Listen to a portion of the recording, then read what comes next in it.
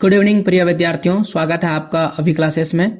और अभी क्लासेस की जो नई वीडियो सीरीज थी जिसमें मैं आपको ऑब्जेक्टिव क्वेश्चन आंसर बता रहा था ज्योग्राफी का, भूगोल का, क्लास 9th के लिए।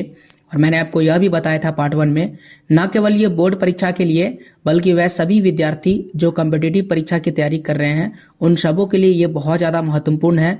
हालांकि अगर आप बोर्ड परीक्षा की तैयारी कर रहे हैं तो उनके लिए भी ये बहुत ज़्यादा इंपॉर्टेंट है। बोर्ड परीक्षा की तैयारी करने वाले बच्चे तो क्वेश्चन को लिखेंगे भी।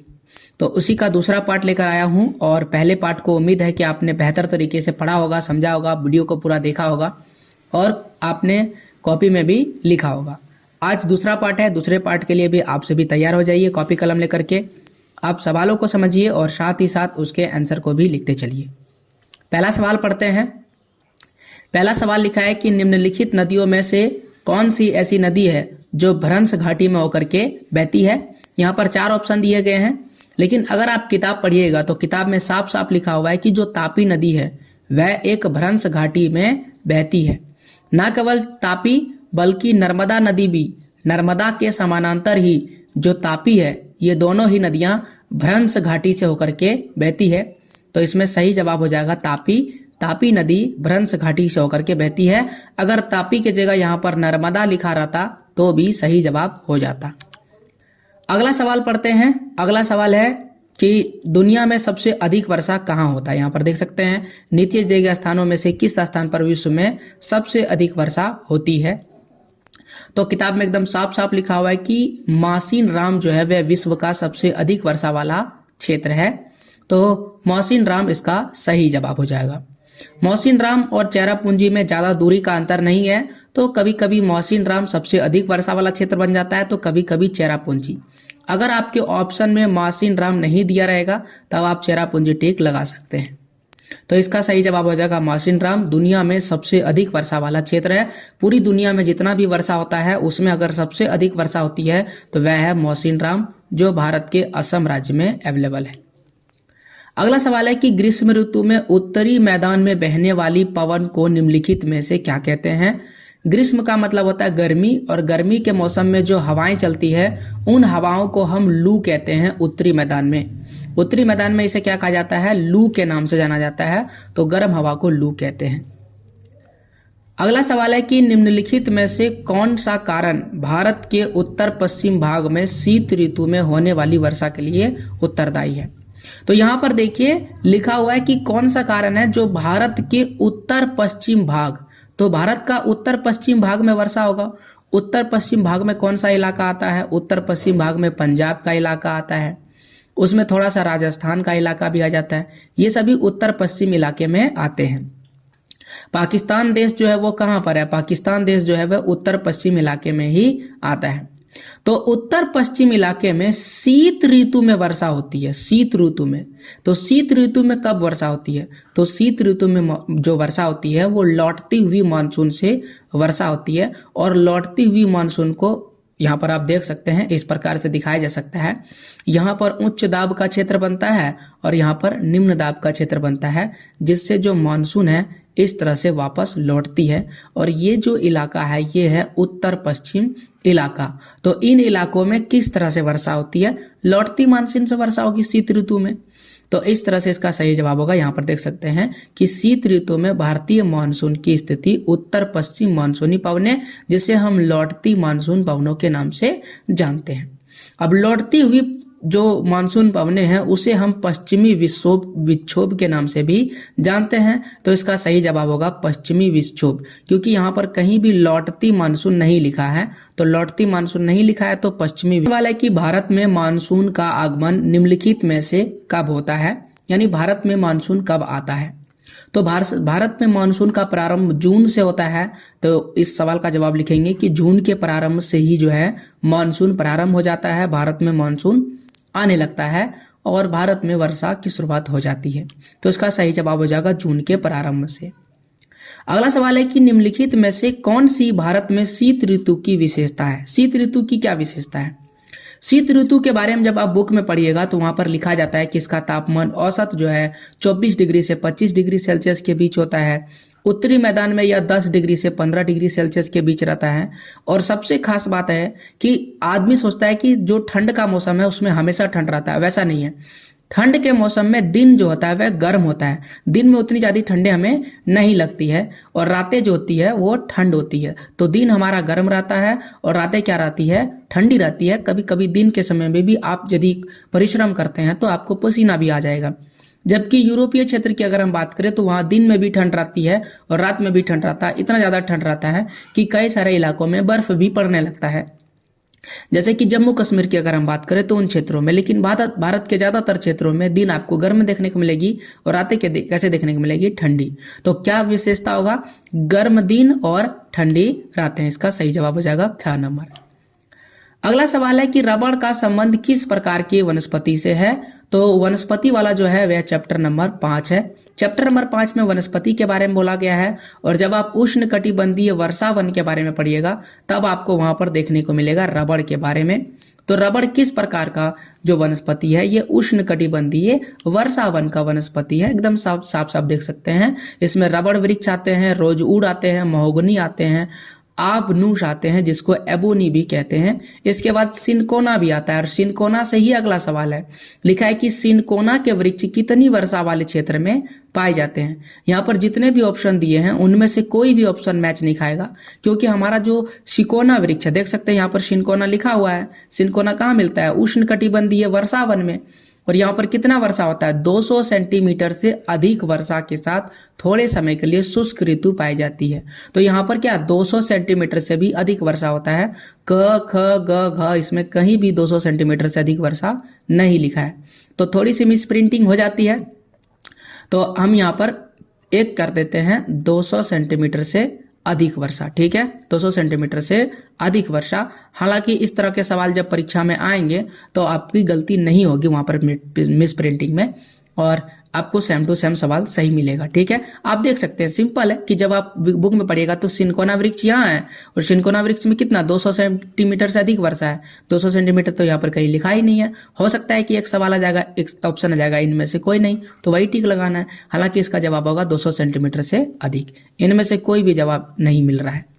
आगे बढ़ते हैं, अगला सवाल लिखा है कि सिमलीपाल जीव मंडल निकाय कौन से राज्य में स्थित है। आइए आपको एक नक्शा दिखाते हैं। इस नक्शे को अगर आप गौर से देखें तो यहाँ पर आपको मिलेगा सिमलीपाल, देख सकते हैं यहाँ पर है, ये है सिमलीपाल जो है जीव मंडल निकाय है। यहाँ पर जो राज्य है ये उड़ीसा राज्य है, तो इसका सही जवाब हो जाएगा उड़ीसा राज्य में है। उड़ीसा ग नंबर में है तो ग नंबर सही जवाब हो जाएगा। पढ़ते हैं, लिखा है कि भारत में कौन से जीव मंडल निकाय विश्व के जीव मंडल निकाय में लिए गए हैं। हालांकि बुक देखिएगा तो उसमें लिखा हुआ है लिए गए हैं। आइए आपको एक डाटा दिखाते हैं ताकि ये सवाल आपको पता चल जाए कि यहाँ पर एक शब्द आना चाहिए नहीं। क्या आना चाहिए, नहीं। क्यों, देखिए देश में टोटल 18 जीव मंडल निकाय है जो आरक्षित किए गए हैं। इनमें से जो 10 जीव मंडल निकाय है, जैसे कि नाम देखिए सुंदरवन, दूसरा है नंदा देवी, यहाँ पर भी ऑप्शन में आप देख सकते हैं नंदा देवी लिखा गया है। मन्नार की खाड़ी, यहाँ पर भी मन्नार की खाड़ी लिखा गया है। नीलगिरी, इसके बाद नाकरेक, ग्रेट निकोबार, मानस, तो यहाँ पर भी मानस लिखा हुआ है। सिमलीपाल, पंचमढ़ी और अचनकमर अमरकंटक, इनकी गणना विश्व के जीव मंडल निकाय में की गई है। तो सभी ऑप्शन मिल रहा है, ये वाला हमारा नहीं मिल रहा है। तो क्या होगा कि भारत के कौन से जीव मंडल निकाय विश्व के जीव मंडल निकाय में नहीं लिए गए हैं, ठीक है। यहाँ पर जो भी लिखा गया निम्नलिखित में से, तो ग नंबर जो ऑप्शन है वो नहीं लिखा गया है, तो ग नंबर इसका सही जवाब हो जाएगा। ये नहीं अगर लिखा रहेगा, क्योंकि बाकी सभी विश्व के जीव मंडल निकाय शामिल किए गए हैं। मैं आपको एक बार फिर से इस क्वेश्चन को एक्सप्लेन कर देता हूँ। इस क्वेश्चन में लिखा क्या गया है। क्वेश्चन अगर आप बुक में देखिएगा तो बुक में लिखा है कि भारत में कौन से जीव मंडल निकाय विश्व के जीव मंडल निकायों में लिए गए हैं। तो इसमें तो सभी लिए गए हैं, क नंबर भी है, ख नंबर भी है और घ नंबर भी है। एक ऑप्शन हमें नहीं मिला, तो यहाँ पर क्या अगर क्वेश्चन में नहीं आ जाएगा तो हो जाएगा कि कौन से नहीं लिए गए हैं। तो ये वाला जो ग नंबर है वो नहीं लिया गया है, ये ग नंबर हमारा सही जवाब हो जाएगा। आगे सवाल पढ़ते हैं। आगे है कि निम्नलिखित में से किसी क्षेत्र में प्रवास, आबादी की संख्या, वितरण एवं संरचना में परिवर्तन लाता है। कौन लाता है? परिवर्तन कैसे होता है? आइए पहले समझते हैं परिवर्तन होता कैसे। मान लेते हैं कि कोई भी व्यक्ति प्रस्थान कर रहा है। प्रस्थान का मतलब होता है एक व्यक्ति अपने स्थान को छोड़ करके किसी दूसरे स्थान पर जा रहा है। तो जहां पर लोग पहुंचते हैं वहां पर होता है आगमन। अब दोनों ही चीज को समझिए। मान लेते हैं कि जहां से व्यक्ति जा रहा है वहां पर पहले 100 आदमी था और उनमें से 30 आदमी चला गया, तो यहाँ पर कितने आदमी बचा? 70 आदमी बचा। और मान लेते हैं कि जहां पर जा रहे थे वहां पर 100 पहले से था और ये 30 आदमी फिर चले गए, तो 30 आदमी प्लस हो जाएगा, तो टोटल कितना आदमी हो गया? 130। तो यहाँ पर जनसंख्या क्या हो गई? बढ़ गई। और यहाँ पर जनसंख्या क्या हो गया? घट गया। यानी दोनों ही जगह क्या हुआ? प्रभावित होता है। एक जगह जनसंख्या घट जाती है और एक जगह जनसंख्या क्या हो जाती है? बढ़ जाती है। तो हम समझ चुके हैं कि जो प्रस्थान करने वाले क्षेत्र, आगमन करने वाले क्षेत्र, दोनों ही जगह प्रभावित होता है। यानी कि ग नंबर सही होगा कि प्रस्थान करने वाले क्षेत्र एवं आगमन करने वाले क्षेत्र दोनों की आबादी की संख्या जो है परिवर्तित हो जाती है। हालांकि एक जगह घटता है और एक जगह बढ़ता है, लेकिन दोनों ही जगह परिवर्तित हो जाती है। ग नंबर इसका सही जवाब हो जाएगा। अब आ जाता है कि जनसंख्या में बच्चों का एक बहुत बड़ा अनुपात निम्नलिखित में से किसका परिणाम है? अगर आप भारत का थोड़ा सा देखें पाई चार्ट, तो उसमें आप देखेंगे कि बच्चों की संख्या सबसे ज्यादा है। जैसे देख सकते हैं बच्चे क्या है? ज्यादा दिख रहे हैं। जो वृद्ध जनसंख्या, बूढ़े व्यक्ति, वो क्या है? कम दिख रहे हैं। और जो वयस्क है यानी काम करने वाले जवान व्यक्ति, उसकी संख्या भी बच्चों के मुकाबले कम है। तो बच्चे अगर ज्यादा है, इसका मतलब क्या है कि भारत में जन्म दर थोड़ा सा क्या है? ज्यादा है। उच्च जन्म दर इसका कारण है। अगला है निम्नलिखित में से कौन सा एक जनसंख्या वृद्धि का परिणाम को दर्शाता है? तो जनसंख्या वृद्धि कैसे पता चलती है? जनसंख्या वृद्धि तब पता चलता है जब हम जनसंख्या वृद्धि की दर को देखते हैं। अगर मान लेते हैं आपको किसी क्षेत्र की जनसंख्या बता दें, मान लेते हैं कि एक शहर है जिसकी जनसंख्या 200 है, तो पता चल रहा है कि कितना जनसंख्या बढ़ रहा है। प्रत्येक वर्ष में लोगों की संख्या में होने वाली वृद्धि, मान लेते हैं कि एक जगह जहां पर 20 जनसंख्या बढ़ रहा है, तो पहले 200 था और अब 20 जनसंख्या बढ़ रहा है, तो क्या प्रतिशत में बढ़ रहा है ये पता नहीं चलता है। और ना ही प्रति 1000 पुरुष पर महिला की संख्या, ये तो हमें लिंग अनुपात बताता है। ये क्या बताता है? लिंग अनुपात। इससे हमें लिंग अनुपात का पता चलता है। तो पहला इससे तो पता चलेगा ही नहीं, क नंबर से भी पता नहीं चलेगा और ख नंबर से भी नहीं पता चलेगा। तो हमें दर जब तक नहीं पता चलेगा तब तक हम नहीं बताएंगे जनसंख्या वृद्धि क्या हो रहा है, नहीं हो रहा है। तो ग नंबर इस सवाल का सही जवाब हो जाएगा। अगला सवाल है कि 2001 की जनसंख्या के अनुसार एक साक्षर व्यक्ति कौन है? साक्षर का मतलब होता है पढ़ा लिखा व्यक्ति। तो पढ़ा लिखा व्यक्ति हम किसे कहेंगे?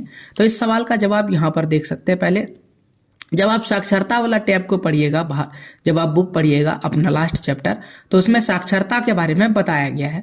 साक्षरता के बारे में जब पढ़िएगा तो 2011 की जनगणना के अनुसार एक व्यक्ति जिसकी आयु 7 वर्ष या उससे अधिक है, जो किसी भी भाषा को समझकर पढ़कर लिख सकता है या पढ़ सकता है, उसे साक्षर श्रेणी में रखा जाता है। तो 2001 और 2011 में जो है स्थिति एक ही थी। तो क्या लिखेंगे? जिसकी उम्र कितना है? 7 वर्ष तथा किसी भी भाषा को समझने के साथ साथ वह पढ़ व लिख सकता है, उसे ही हम साक्षर जनसंख्या मानेंगे। तो 2001 भी बोलेगा वही होगा, 2011 में भी डाटा वही था। तो यहाँ पर वही ग नंबर इस सवाल का सही जवाब हो जाएगा। यहाँ पर अपना जो दूसरा पार्ट है वह खत्म होता है। तो ज्योग्राफी का जो ऑब्जेक्टिव क्वेश्चन आंसर था मैंने आपको बुक के हिसाब से बता दिया, और बुक में 1-2 सवाल गलत प्रिंट हुए थे, वह भी मैंने आपको साथ ही साथ बता दिया। उम्मीद है आपको पूरा वीडियो बेहतर समझ में आएगा। और पार्ट 1 और पार्ट 2 दोनों अगर नहीं देखे हैं तो दोनों को साथ में देख लीजिए, दोनों का क्वेश्चन आंसर आप कॉपी में उतार लीजिए। ये सभी VBI क्वेश्चन है, क्योंकि NCERT से ज्यादातर सवाल परीक्षाओं में पूछे जाते हैं, आपको यही सारे सवाल ज्यादातर याद करने हैं। इसके अलावा एक और पार्ट्स आएगा जिसमें अतिरिक्त प्रश्नोत्तर के बारे में भी चर्चा करेंगे, यानी एक चैप्टर से और भी कुछ छोटे छोटे सवाल पर भी और भी बनाएंगे वीडियो। तो उसके लिए चैनल को सब्सक्राइब कीजिए, ना केवल ज्योग्राफी का बल्कि पहले हम अन्य किताब जैसे कि नागरिक शास्त्र हो गया और अर्थशास्त्र हो गया, इन सभी किताबों के भी ऑब्जेक्टिव सवाल जवाब हम आपके लिए डिस्कस करेंगे। तो सब्सक्राइब कीजिए। और अगर आपके भाई दोस्त बहन रिश्तेदार कोई भी क्लास 10th में भी है तो उनके लिए भी वीडियोज हम अवेलेबल कराएंगे, वो सारे वीडियोज भी आ रहे हैं, तो प्लीज़ उनको भी बता दीजिए, हमारा सहयोग कीजिए। और अगर आपको छोटे छोटे सवाल चाहिए बड़े ही आसान भाषा में, तो अभी क्लासेस डाउट्स को सब्सक्राइब कीजिए। वहां पर एकदम डीपली क्वेश्चन एंड आंसर जो है एक एक वीडियोस में बताया जाता है। कुछ वीडियोस अवेलेबल है, आप उसे देखिए और हमारा चैनल सब्सक्राइब कीजिए। पूरा वीडियो अगर आप देखें तो आपको बहुत बहुत धन्यवाद। मिलते हैं आपसे अगले वीडियो में, तब तक के लिए जय हिंद, जय भारत, वंदे मातरम।